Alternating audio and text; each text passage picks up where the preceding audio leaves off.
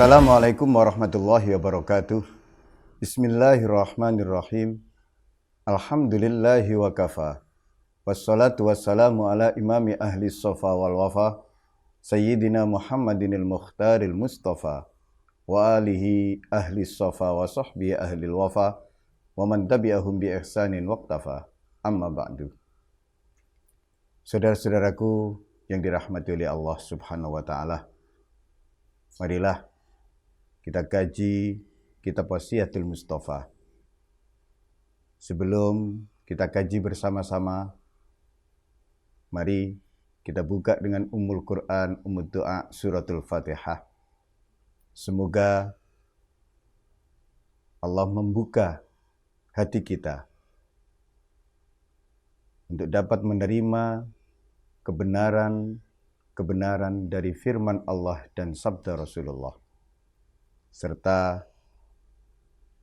dari makalah, dari nasihat yang disampaikan oleh para ulama kekasih Allah. Untuk itu, kita beningkan hati kita tawajuhkan semata kehadirat Allah Subhanahu wa ta'ala. Ala hadhihi niyyah wa ala kulli niyatin salihah wa ila hadratin nabiyil mustafa Rasulillah sallallahu alaihi wasallam wa alihi wa ashabihi wa azwajihi wa dzurriyyatihi wa ahli baitihi ajma'in. Lahumul Fatihah. A'udzubillahi minasyaitonir rajim.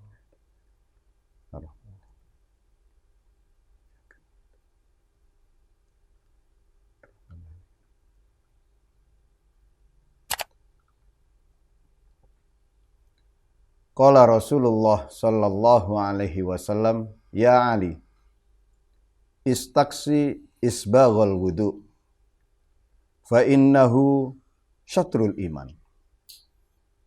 Fa idza tawadda'ta fala tusrif fil ma'. Fa idza faraghta min tuhrin faqra inna anzalnahu fi lailatul qadr. Al-ayah. Min ba'di ghaslil qadamain asyra marrat yufarrijullahu hammak. Wahai Ali, berusahalah untuk menyempurnakan wudu, karena wudu itu merupakan separuh dari keimanan. Wasiat Nabi kepada Sayyidina Ali ini, Sayyidina Ali diperintahkan untuk menyempurnakan wudu. Kenapa? Karena wudu merupakan separuh dari keimanan. Dan kita tahu bahwasannya tidak sah salat seseorang jika sebelum salat tidak bersuci terlebih dahulu. Salah satu bentuk bersuci adalah dengan wudu. Oleh karena itu, kaidah fikih mengatakan la yatimul wajib illa bihi fahuwa wajib. Tidak akan sempurna, bahkan tidak akan sah salat seseorang, sebuah kewajiban itu tidak akan menjadi sah kecuali dengan sesuatu itu, maka hukum dari sesuatu itu menjadi wajib pula. Karena salat tidak sah jika tanpa berwudu terlebih dahulu, maka hukum berwudu menjadi wajib. Nah, perkara wudu, hal-hal yang menyangkut wudu, bagaimana wudu dengan baik, ini setiap muslim wajib hukumnya untuk memahami syarat, rukun, fardu, dan hal-hal yang membatalkan wudu. Di pesan Nabi kepada Sayyidina Ali ini, Sayyidina Ali diperintahkan untuk menyempurnakan wudu. sering yang terjadi, yang kita lihat di lapangan, kaum muslimin tidak menyempurnakan wudunya. Satu contoh.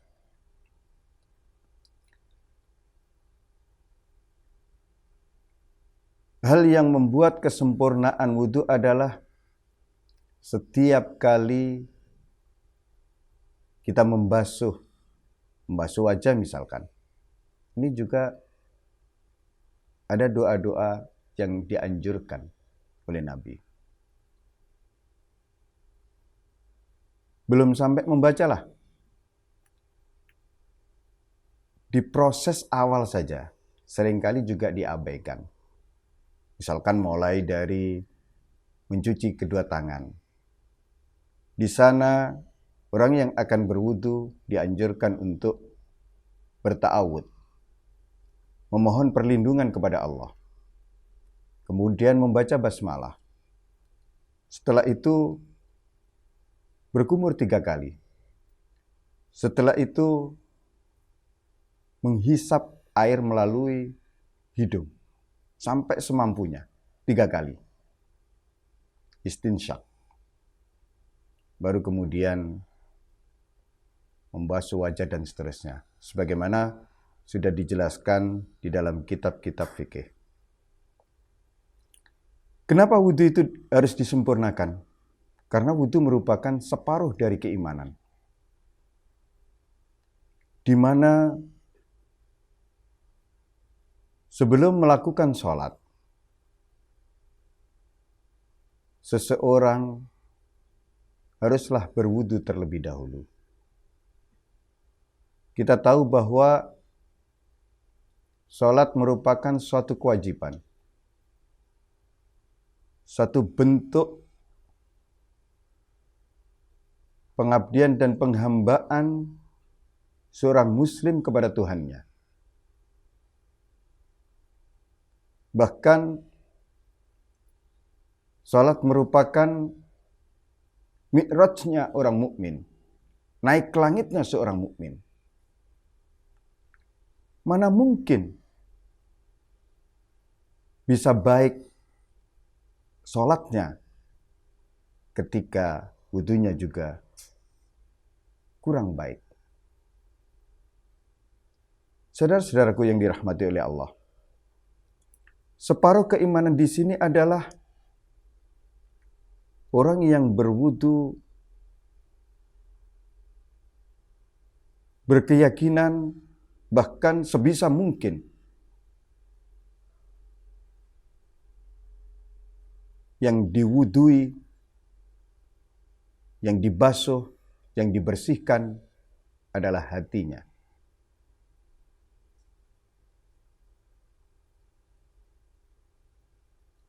Bentuk wasiat berikutnya adalah jangan berlebihan di dalam menggunakan air ketika berwudu. Sebegitunya Nabi menghargai lingkungan, menjaga agar jangan sampai, walaupun untuk sesuatu yang baik, tapi ketika penggunaannya berlebihan, ini juga dilarang oleh Nabi. Suatu hari pernah Nabi melihat salah seorang sahabat saat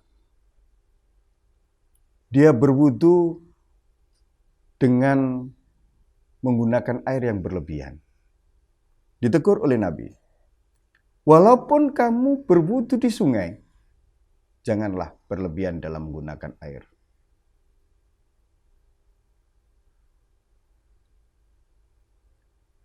Kemudian ini bagian dari bentuk kesempurnaan wudu kita. Setelah selesai bersuci, yaitu dengan wudu, Nabi memerintahkan kepada Sayyidina Ali untuk membaca surat Al-Qadar sebanyak 10 kali. Inna anzalnahu fi lailatul qadar wa ma adraka ma lailatul qadar, dan seterusnya. Nah, siapa yang menyempurnakan wudunya, kemudian tidak berlebihan di dalam menggunakan air ketika berwudu, dan membaca surat Al-Qadar 10 kali, Nabi menjanjikan Allah akan menghilangkan kegundah gulannya. Allah akan menghilangkan hamnya, kesedihan dan kesusahannya. Saudara-saudaraku yang dirahmati oleh Allah Subhanahu wa Ta'ala, menyempurnakan wudu di dalam hadis yang lain merupakan salah satu dari hal yang dengan itu Allah mengampuni segala kesalahan dan dosa seorang hamba. Yang dengan menyempurnakan wudu itu Allah mengangkat derajat seorang hamba. Ini amaliyah yang kelihatannya sederhana, tapi hasilnya luar biasa. Saudara-saudaraku yang dirahmati oleh Allah Subhanahu wa Ta'ala,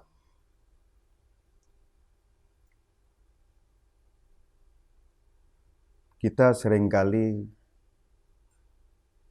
mengabaikan, bahkan merasa sudah bisa berwudu. Padahal sebagaimana tadi sudah disampaikan di awal, kaidah fikih mengatakan tidaklah bisa sempurna suatu kewajiban kecuali dengan melakukan sesuatu itu, maka sesuatu itu menjadi wajib hukumnya juga. Salat hukumnya wajib. Tapi salat tidak sah, salat tidak sempurna jika berwudu terlebih dahulu. Maka hukum berwudu adalah wajib. Nah, ketika kita tahu bahwa berwudu itu merupakan suatu kewajiban, tentu kita tidak memandang sebelah mata kepada wudu. Karena ini merupakan satu rangkaian dengan sholat. Satu rangkaian dengan ketika kita melakukan ibadah yang lain seperti tawaf.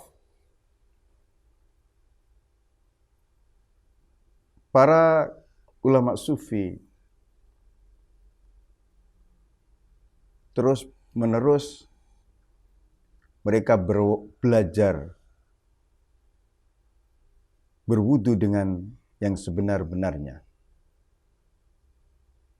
Tidak hanya lahiriahnya, wajahnya saja yang dibasuh dengan air misalkan, tapi juga hatinya terus-menerus dibasuh, dibersihkan. Begitu juga dengan anggota tubuh yang lain. Di wajah saja ada berapa indera. Mereka menjaga mulai dari indera penglihatan, menjaga indera penciuman, dan seterusnya. Ketika mengusap sebagian dari kepala, mereka menjaga bagaimana agar apa yang ada di dalam kepalanya, akalnya tidak berpikir yang dilarang oleh Allah. Begitu seterusnya. Ketika membasuh tangan, mereka terus berusaha menjaga tangannya agar tidak menyakiti orang lain, agar tidak berbuat yang dilarang oleh Allah. Begitu juga dengan kaki.